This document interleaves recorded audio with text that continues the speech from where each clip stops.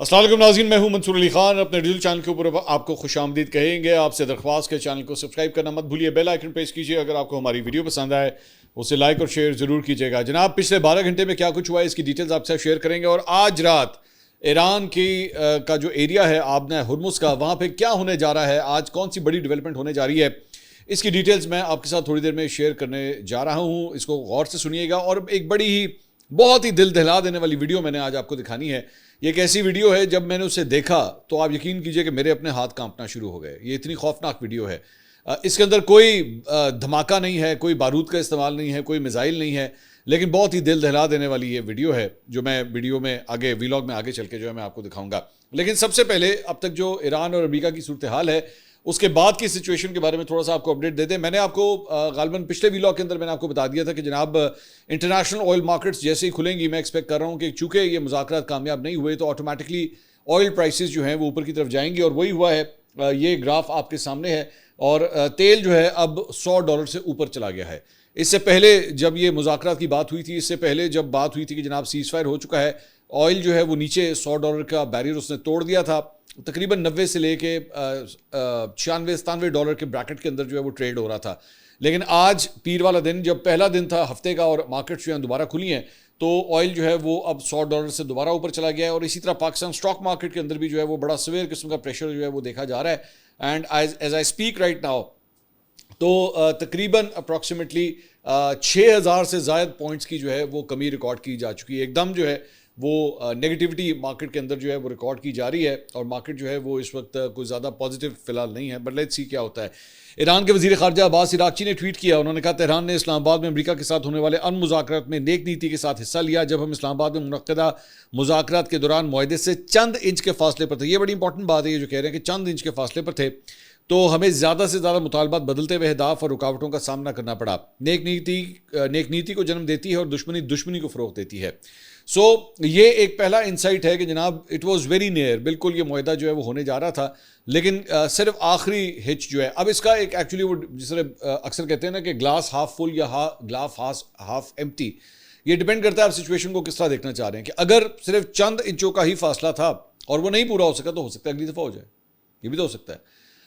یا پھر اس کو ایک دوسرا طریقہ, نیگیٹو طریقہ ہے کہ جناب یہ تو اگر صرف چند انچ ہی رہ گئے تھے تو کیا وجہ تھی کہ اس کو سبوٹاج کر دیا گیا, کہ یہ چند انچ آخری چند انچ جو ہے وہ کیوں نہیں پورے ہو سکے. اس کو اس اینگل سے بھی دیکھا جا سکتا ہے. سو لیٹس سی آگے چل کے جو ہے وہ سچویشن کیا ہوتی ہے. اس کے علاوہ ماہر مشرق وسطیٰ امور ولی نصر نے جو ہے وہ ٹویٹ کیا. انہوں نے کہا, Araghchi's post suggests that inches away from an agreement, Trump must have changed US position and the threat of naval blockade was put on table. It was his intuition that ends the talk. So وہی بات جو بھی میں تھوڑی دیر پہلے کہہ رہا تھا کہ جناب یہ عراقچی جو عباس عراقچی ہیں وزیر خارجہ ایران کے, وہ یہ کہہ رہے ہیں کہ صرف چند انچوں کی دوری کے اوپر ہم تھے. تو اس کا مطلب ہے, وہ یہ کہہ رہے ہیں کہ اس کا مطلب ہے کہ ڈونلڈ ٹرمپ کے بیچ میں آنے کی وجہ سے جو ہے وہ یہ ٹاکس ختم ہو گئیں اور نیول بلاکیڈ کی بات ہو گئی. اب یہ نیول بلاکیڈ کیا ہے, بیسیکلی وہی چیز ہے جو میں نے ویلاگ کے آغاز میں آپ سے کہی تھی کہ جناب آج رات سے ایک بڑی ڈیولپمنٹ جو ہے وہ آبنہ ہرمز کی طرف جو ہے وہ ہونے جا رہی ہے. اور خبر یہ ہے, کچھ میں نے اس کا ذکر پچھلے ویلاگ میں کیا تھا, مزید ڈیٹیلز اس کی یہ ہے کہ امریکی سینٹرل کمانڈ نے ڈونلڈ ٹرمپ کے اعلان کے مطابق آبنہ ہرمز کی ناکہ بندی کے وقت کا اعلان کرتے ہوئے کہا ہے کہ ایران کی بندرگاہوں کی ناکہ بندی پیر سے یعنی آج سے جو ہے اب شروع ہونے لگی ہے. ناکہ بندی سے مراد ہے کہ جناب اس جگہ سے, اس پورے خطے سے جو ہے نہ کوئی جہاز گزرے گا اور نہ جا سکے گا نہ آ سکے گا. یہ نیول بلاکیڈ جو ہے وہ امریکہ اب شروع کرنے لگا ہے.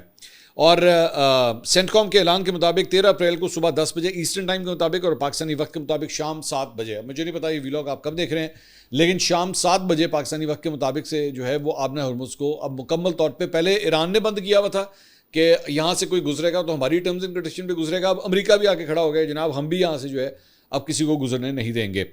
اور انہوں نے کہا ہے کہ جی ایرانی بندرگاہوں میں داخل ہونے اور نکلنے والی تمام سمندری ٹریفک کی ناکہ بندی پر عمل درآمد شروع کرنے کا اعلان کیا ہے.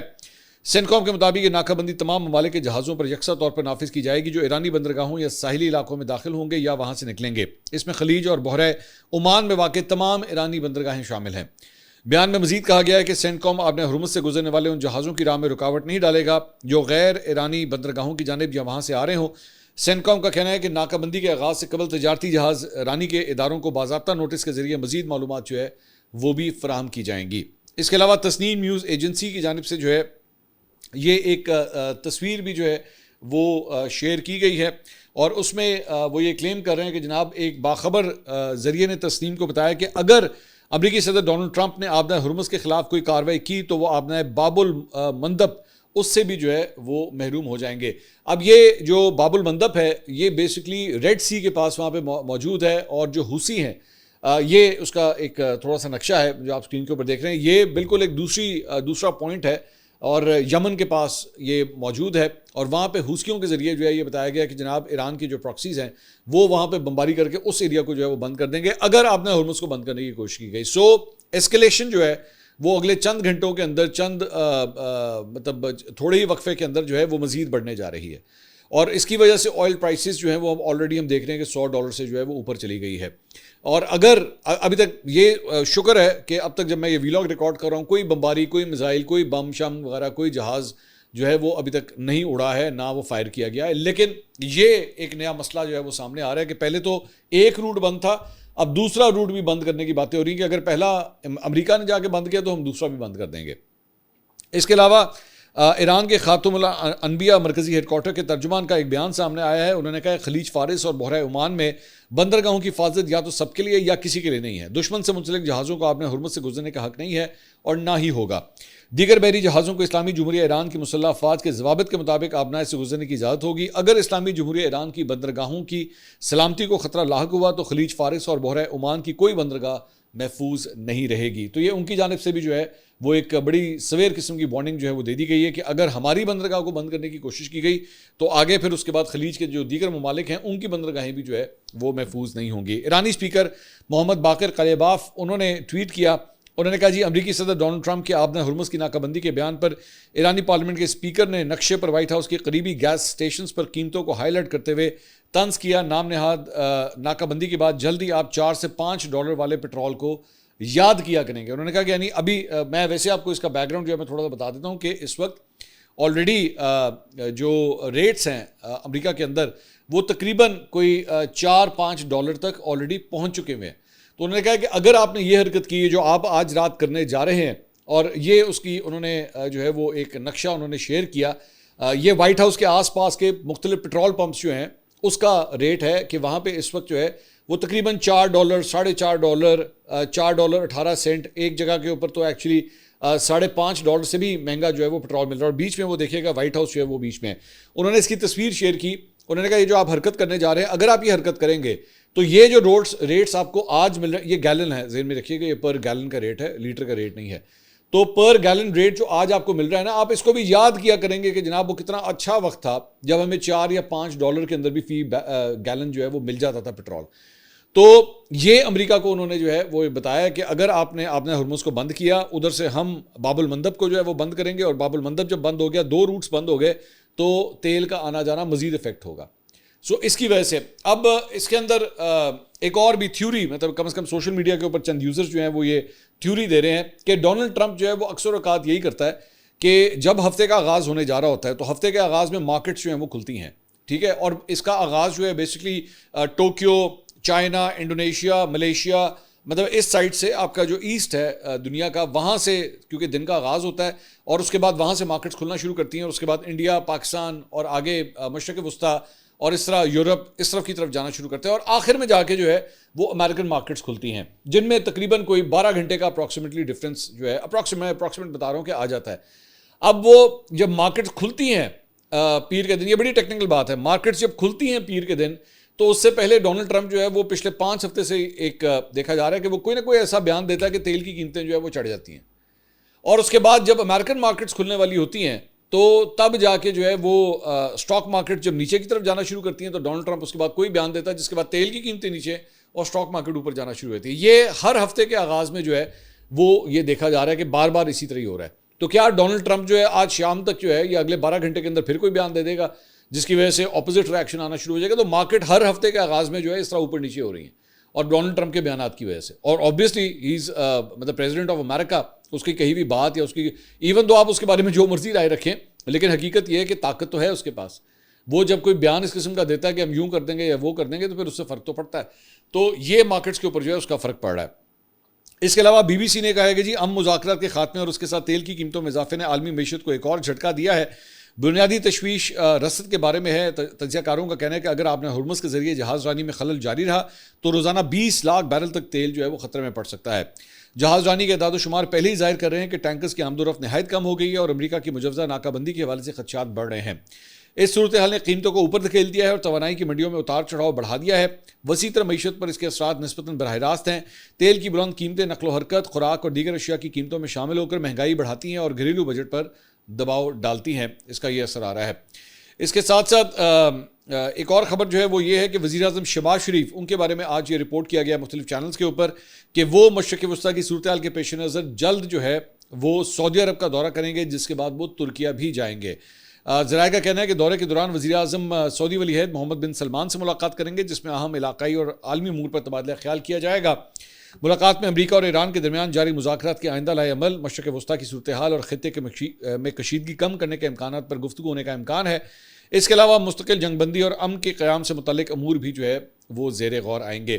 اس سے پہلے آج سے 1-2 دن پہلے جو ہے وہ جب یہ مذاکرات ہو رہے تھے تو ایک فیک نیوز جو ہے وہ سوشل میڈیا کے اوپر چلائی گئی کہ جناب آج ہی جو ہے وہ شاید وزیر اعظم جو ہے وہ سعودی عرب جانے لگے، لیکن that turned out to be a fake news. وہ تب کی بات نہیں ہے، لیکن آج مختلف چینلز نے یہ رپورٹ کیا ہے کہ اب جو ہے وہ شاید ان قریب جو ہے وزیر اعظم سعودی عرب کا دورہ کرنے جا رہے ہیں.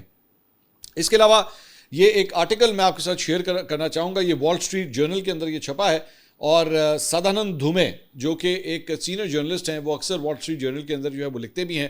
تو انہوں نے جو ہے وہ اس کے اوپر ایک کالم لکھا ہے اور اس میں انہوں نے یہ ٹویٹ کیا ہے، انہوں نے یہ ٹویٹ کیا. انہوں نے کہا I genuinely don't understand how any reasonable person can interpret the failure of the US, Iran and Iran to reach a deal in Islamabad as a failure of Pakistani diplomacy. ابھی ذہن میں رکھیے گا Indian descent ہے ان کا. تو یہ کہہ رہے ہیں کہ مجھے سمجھ نہیں آ رہی کہ کوئی عقل مند آدمی جو ہے وہ یہ کس طرح کہہ سکتا ہے کہ اسلام آباد میں ہونے والے جو مذاکرات ہیں وہ پاکستان کی سفارتکاری کی ناکامی ہے. ٹھیک ہے، یہ ذہن میں رکھیے کہاں سے آ رہا ہے. کہتے ہیں کنسیڈر واٹ پاکستان اچیوڈ. آپ ذرا ایک بار سوچئے کہ پاکستان نے اس میں سے کیا کیا نکالا ہے. Number 1، It got US and Iranian negotiators in the same room at the highest level in 47 years. انہوں نے کہا یہ پہلی دفعہ ہے 47 سال کے اندر کہ ایران اور امریکہ کو ایک ہی میز پہ لا کے بٹھایا گیا. دو ایسے ملک جو جنگ کر رہے ہیں آپس میں، ان کو پھر بھی ایک کمرے میں لا کے بٹھانے کا کریڈٹ جو ہے وہ پاکستان کو جاتا ہے. Number 2، It received public appreciation for its role from both warring parties. انہوں نے کہا دونوں سائڈوں نے، امریکہ اور ایران دونوں نے پاکستان کی تعریف کی کہ جناب یو میڈ اٹ پاسبل، کہ آپ کی وجہ سے جو ہے ہم ایک جگہ کے اوپر بیٹھنے میں کامیاب ہوئے. Number 3، It maintained the trust and tacit support of China and Saudi Arabia, important players in this drama. انہوں نے کہا اس سارے چیزوں کے دوران ایون دو امریکہ اور ایران ایک جگہ پہ بیٹھے ہوئے، لیکن اس کے باوجود جو ہے وہ سعودی عرب اور چین کی جو سپورٹ تھی وہ بھی پاکستان کو میسر تھی. Number 4، It earned the goodwill of scores of nations that would like conflict to end sooner rather than later. انہوں نے کہا دنیا جہان کے جتنے ممالک تھے جو ایکچولی امن قائم کرنا چاہتے تھے، پاکستان کو ان کی سپورٹ بھی حاصل ہوئی کہ جناب آپ نے کمال کر کے دکھایا ہے. آگے کہتے ہیں is Pakistan worse off than it would have been if the US and Iran had thrashed out an agreement? Yes, obviously. اگر وہ اٹھا کے اس کو ردی کی ٹوکری میں پھینک دیتے اور کہتے تھے جناب اب کے بعد ہم نے مذاکرات نہیں کرنے، تو کیا یہ غلط ہوتا؟ انہوں نے کہا obviously یہ غلط ہوتا. The Pakistani economy is fragile and particularly dependent on both energy imports and remittances from the Gulf, and if Saudi Arabia is drawn into the war, Pakistan could be forced to honor its defense pact with the kingdom, which could trigger widespread domestic unrest. انہوں نے کہا اگر یہ جنگ اب مزید آگے بڑھتی ہے تو ایک تو ظاہری بات ہے مہنگائی کا طوفان پاکستان کے اندر آئے گا، معاشی طور پہ پاکستان انڈر پریشر آئے گا، اور ساتھ ہی ساتھ جو آپ نے سعودی عرب کے ساتھ اپنا دفاعی معاہدہ کیا ہوا ہے وہ پھر ایکٹیویٹ کرنا پڑے گا اور پاکستان کو اس جنگ میں شرکت کرنی پڑے گی. آگے کہتے ہیں but accepting that a deal is better than no deal for Pakistan and many other countries is not the same as claiming that the summit was a failure from Pakistan's perspective. It most clearly was not. Pakistan has emerged, at least for now, as a prominent diplomatic actor on the world stage and as the recipient of much international goodwill. I'm not sure how anyone can claim otherwise. انہوں نے کہا کہ اگر آپ اس کا comparison کریں کہ اگر ڈیل نہیں ہوئی یا نہیں ہوگی یا یہ مذاکرات جو ہے وہ تعطل کا شکار ہو گئے، وہاں سے جو ہے وہ ٹیمیں بے شک چلی گئیں، لیکن اس کو پاکستان کی ناکامی کسی صورت نہیں کہا جا سکتا. انہوں نے کہا کہ پاکستان جو ہے ابھی تک آج کے لیے جو ہے پہلے سے زیادہ اس کا امیج جو ہے وہ پوری دنیا کے اندر بہتر ہوا ہے اور پوری دنیا سے اچھے پیغامات جو ہیں وہ پاکستان کے لیے آئے ہیں. اور اگر کوئی اس کے علاوہ کوئی کلیم کرتا ہے جو یہ بات میں کہہ رہا ہوں تو میں یقین نہیں کر سکتا کہ کوئی پاکستان کے بارے میں جو وہ اس طرح کی بات کرے گا. ذہن میں رکھیے گا دوبارہ سدھانند دھومے ان کی جانب سے جو ہے وہ یہ ٹویٹ کیا گیا ہے پاکستان کے بارے میں. اس کے علاوہ امریکی اخبار وال اسٹریٹ جرنل نے دعویٰ کیا ہے کہ ڈونلڈ ٹرمپ اور ان کے قریبی مشیران ایران کے خلاف دوبارہ محدود فوجی کارروائیاں شروع کرنے کے اوپر اس وقت غور کر رہے ہیں، جبکہ آپ نے ہرمز کی ناکہ بندی جاری رکھنے کی حکمت عملی بھی زیر غور ہے۔ رپورٹ کے مطابق یہ ممکنہ اقدامات اس وقت زیر غور آئے جب امریکہ اور ایران کے درمیان مذاکرات کسی نتیجے پر نہیں پہنچ سکے۔ ذرائع کے مطابق ان اقدامات کو مذاکرات میں تعطل ختم کرنے کے لیے ایک طریقے کے طور پر دیکھا جا رہا ہے تاکہ ایران پر دباؤ بڑھایا جا سکے۔ اخبار کے مطابق صورتحال سے آگاہ افراد کا کہنا ہے کہ ٹرمپ کے پاس مکمل فضائی بمباری کی مہم دوبارہ شروع کرنے کا اختیار بھی موجود ہے، تاہم اس آپشن کو کم ترجیح دی جا رہی ہے کیونکہ اس سے خطے میں مزید عدم استحکام جو ہے وہ پیدا ہو سکتا ہے۔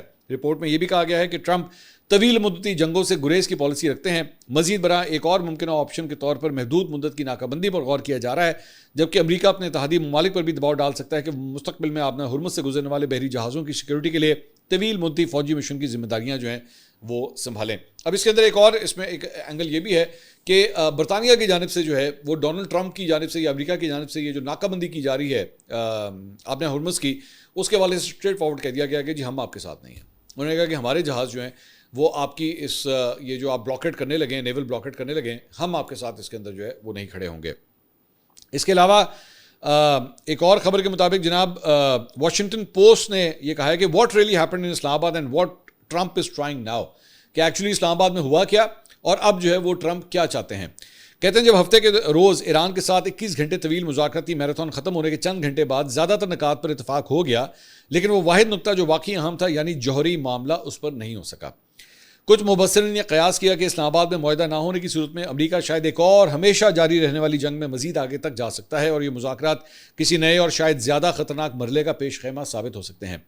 اتوار کے روز مذاکرات کے قریب لوگوں سے بات کرنے کے بعد میرا اندازہ ہے کہ اسلام آباد میں تعطل لازمی طور پر جنگ کی طرف واپسی کا مطلب نہیں ہوگا۔ ناکہ بندی یقیناً دباؤ ڈالنے کی ایک حکمت عملی ہے، لیکن بنیادی طور پر فوجی نہیں۔ ٹرمپ مزید مسلح تصادم کے خواہاں نہیں ہیں، وہ جانتے ہیں کہ اس کے فوائد محدود ہیں اور یعنی غیر متوقع بڑے خطرات بہت زیادہ ہیں۔ امریکی فریق کی توقع ہے کہ گزشتہ ہفتے کے آخر میں اسلام آباد میں تعطل کے باوجود رابطے غالباً جاری رہیں گے۔ پاکستانی ثالثوں کے ذریعے ٹرمپ کی منزل اب بھی ایک محفوظ اخراج کا راستہ ہے۔ اگر آپ کسی مسئلے کو حل نہیں کر سکتے تو اسے بڑا کر دیں، یہ مشورہ جو اکثر صدر ڈوائٹ ڈی آئزن ہاور سے منسوب کیا جاتا ہے بظاہر ٹرمپ کی حکمت عملی ہے۔ پارلیمانی اسپیکر محمد باقر قلیباف نے اپنے موقف واضح کیے، لیکن طویل بحث کے بعد قلیباف نے امریکی ٹیم پر ایک مہذب اور پیشہ ور مذاکرات کار اور ممکنہ طور پر ایک نئے ایران کے رہنما کے طور پر اثر چھوڑا۔ امریکی حکام کے مطابق ایران آج اپنی تمام تر بہادری کے باوجود کمزور حالت میں ہے۔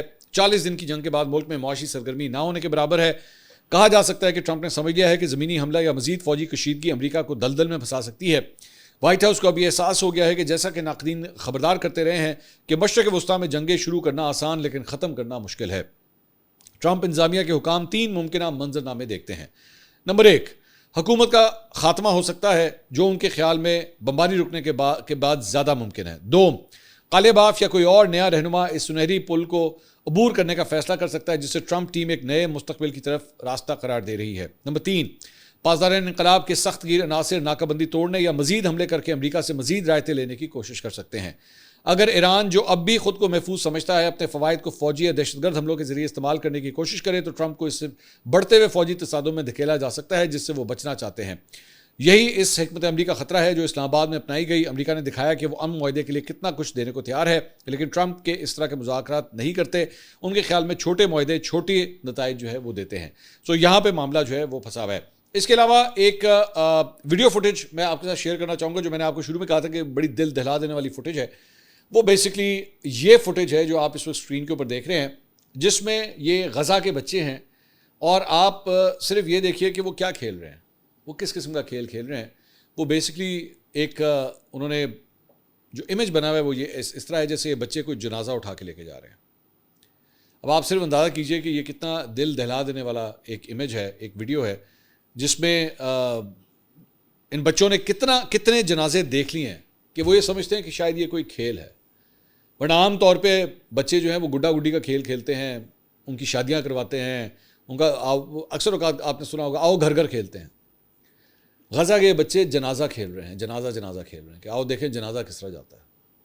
کیا ان بچوں کے ذہنوں کے اوپر کس قسم کا امیج ہے۔ میں ظاہری بات ہے میں بھی ایک باپ ہوں، میرے بھی بچے ہیں، بہت سے لوگ جو اس وقت میری ویلاگ دیکھ رہے ہوں گے آپ کے بھی بچے ہوں گے۔ اگر آپ اپنے بچوں کو اس طرح کا کوئی کھیل کھیلتے ہوئے دیکھیں تو آپ کے ذہن کے اوپر کیا گزرے گی۔ غزہ کے بچوں کے اوپر جو ہے وہ ان کی ذہنی کیفیت اس وقت یہ چل رہی ہے. آپ یقین کیجیے کہ جیسی میں نے یہ فوٹیج دیکھی میرے ہاتھ کانپنا شروع ہو گئے تھے کہ وہ کس اذیت میں سے گزرے ہیں. ان کا بچپنا جب سے وہ پیدا ہوئے ہیں تب سے لے کر اب تک وہ کس اذیت سے گزر رہے ہیں کہ ان کو لگتا ہے کہ شاید زندگی کا کھیل یہی ہے کہ جنازے اٹھاتے رہو. اگلی ویڈیو میں آپ سے دوبارہ ملاقات ہوگی. اللہ حافظ.